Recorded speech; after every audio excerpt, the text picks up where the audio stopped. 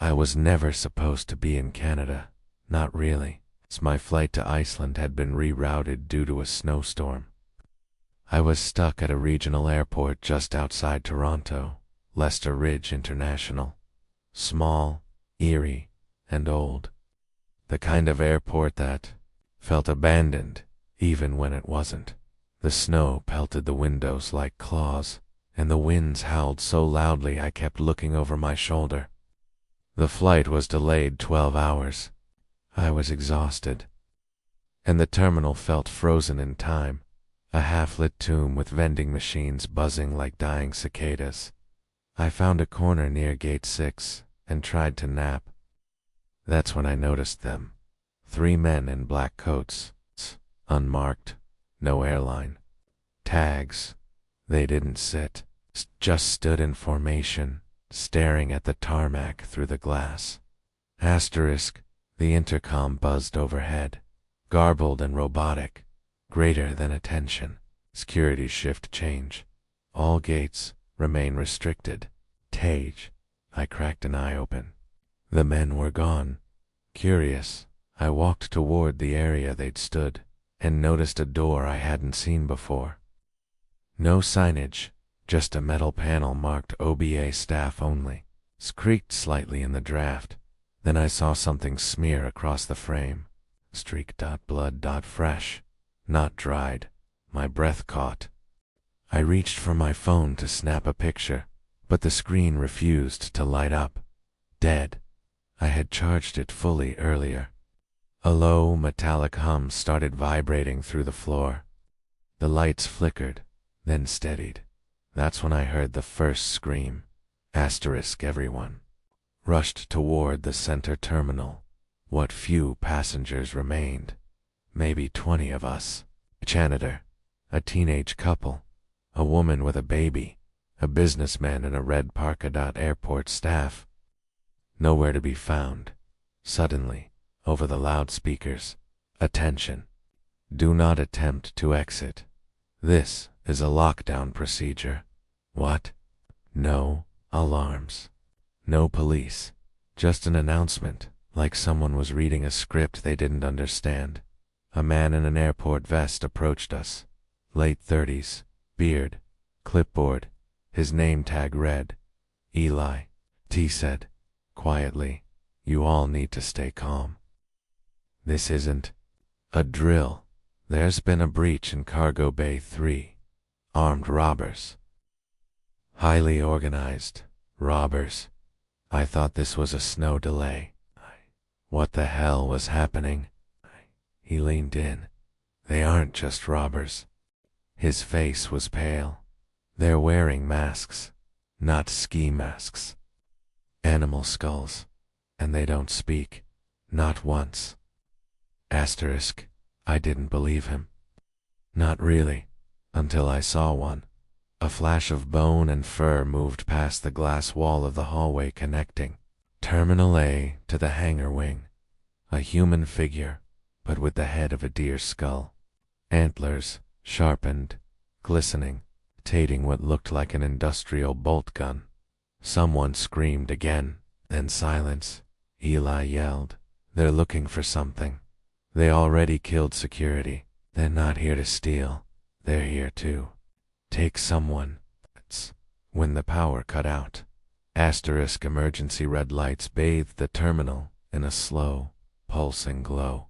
Like a heartbeat, one of the passengers, the guy in the red parka, tried to run for the fire exit. The second he touched the bar, bang, his head exploded. A man in a boar mask stood behind the glass door with a high-powered silenced rifle. The glass didn't even crack, but the bullet was true. He just tilted his head, watching us like he enjoyed it. Then he walked away. Asterisk panic spread fast. Someone tried to call the cops. No signal. Someone else smashed a vending machine and armed themselves with a metal pole. I clutched Eli's arm. "Why aren't the authorities here?" He just said. "They won't come. These guys paid people off. Towers, dark, signal jammers, No help's coming. My stomach dropped. This wasn't a robbery. This was a hunt. Asterisk. We barricaded ourselves in the lounge. Eli pulled out a map of the airport, said we could escape through the underground maintenance tunnel, but only if we got to the cargo archives, where he said this all started. He showed us a piece of paper, a manifest, marked red, shipment ID, C47RB, classified, biohazard lock. Destination, abandoned military facility Yukon. The package never made it. It was stored here. Someone stole it 2 nights ago. Now they're here for it, or whoever took it. Asterisk. We broke open a janitor door and slipped into the tunnel halls beneath the airport. It stank of mold, coil, and something sweet, rotting sweet, like syrup left in the sun. I took the lead with a flashlight. Red emergency lights blinked along the walls. It felt like we were in a submarine, sinking by the second. Then we heard it. Hooves. Not metal boots. Real hooves. Clacking behind us. I turned the light behind me. Nothing. Then something whispered in my ear. Not yours. Not yours. Not yours. Not yours. Asterisk. The woman with the baby tripped. The flashlight caught her face wide, terrified, pale. The baby was crying. But then it stopped. Dead silence. She looked down at her arms. They were empty. Gone. No sound, no trace. Just a few tiny hoofprints in the dust. Asterisk. We reached the cargo archives. Massive metal shelves, towering with unclaimed items and restricted containers. One was open, empty inside. Its lock broken from the inside. Then on the wall, someone had smeared a symbol in red-brown ichor. A circle with 3 deer antlers through a bleeding eye. Eli whispered, "I've seen this before. Years ago. A cult. The Hollow Herd." He looked at me. They believe the airport was built over a buried creature, that it speaks to them through static, that it gives them power when they feed it. People, asterisk, one by one, people started vanishing. No noise, no struggle, gone. We were down to 5. Eli, me, the teenage boy, a quiet girl named Rosa, and the janitor. We turned a corner, and suddenly Rosa was gone. No sign, just scratches on the wall, like antlers dragging through sheet metal. Eli dropped to his knees. We were never meant to survive. Wear cargo. Asterisk. We reached the control room. All screens were dead. But one radio buzzed, white noise. Then a voice like teeth grinding through a meat grinder. Greater than return what was stolen, or all of you will wear the heads. The screen lit up briefly. A live feed. The Deer Skull Man. Standing in the center of the runway, he held the baby in his arms. It was smiling. Asterisk. Eli whispered, "They want the thief." The janitor started sobbing. It was me. I opened it. I thought it was just a biosample. Something for black market labs. I didn't know it was. He didn't finish. We handed him over. I hated it. But we did. Through the hangar window. We saw the masked figures descend on him. No screaming. Stromoval. Like he'd been absorbed. Asterisk. The power surged. Just one gate unlocked. The cargo lift activated. Eli shouted, "Now. Run." We bolted, sprinting toward the emergency shuttle. Engines roaring. Snow pounding the roof. As we climbed in. I looked back. The runway was covered in antlers. Hundreds. Moving slowly.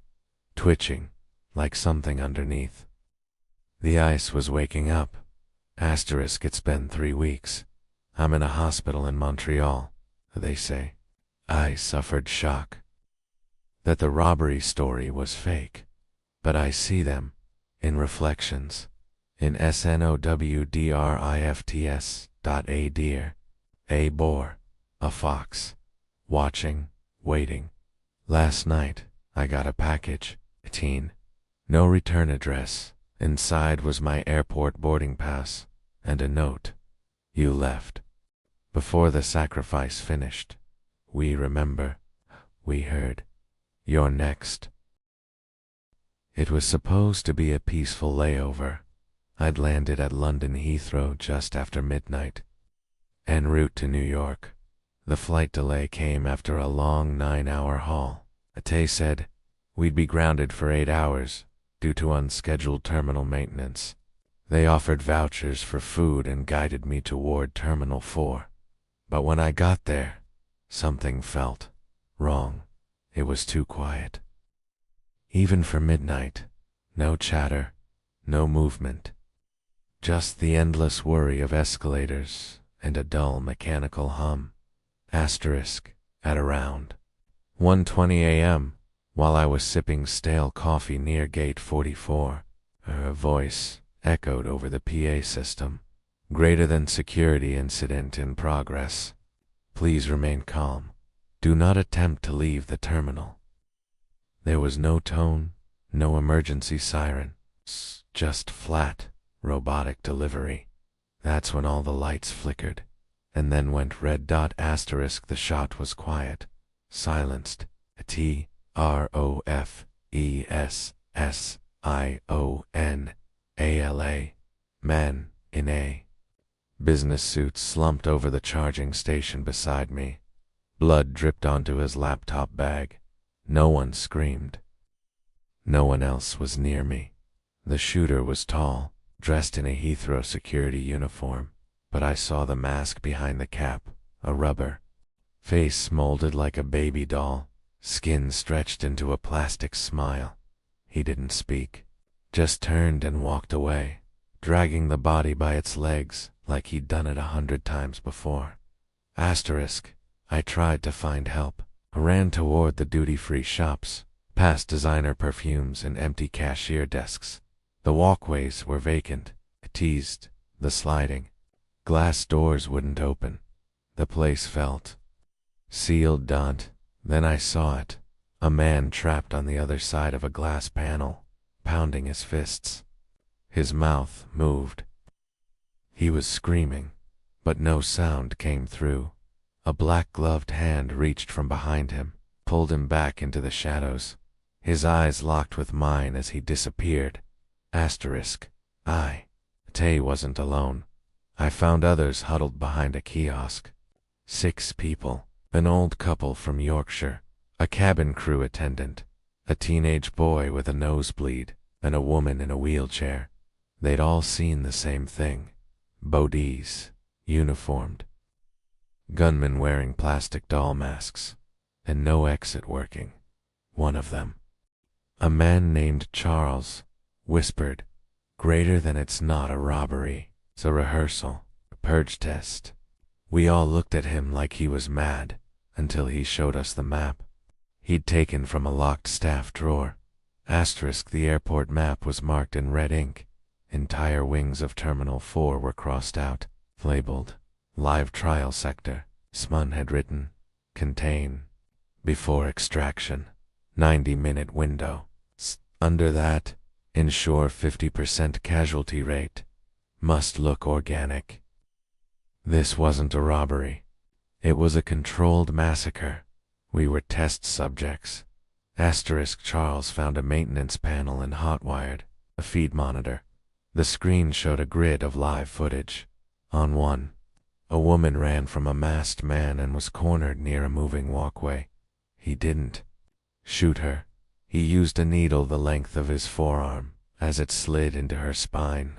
She arched backward, stiff, and her mouth opened unnaturally wide. The feed glitched, then switched to another hallway, where 2 armed men were dragging a suitcase that dripped red. We decided to head toward the security wing, thinking there might be a way out. It was worse than anything I imagined. We found an open room with bright, fluorescent lights and 3 chairs bolted to the floor. One of the chairs still had a hand tied to the armrest, twitching. No body attached.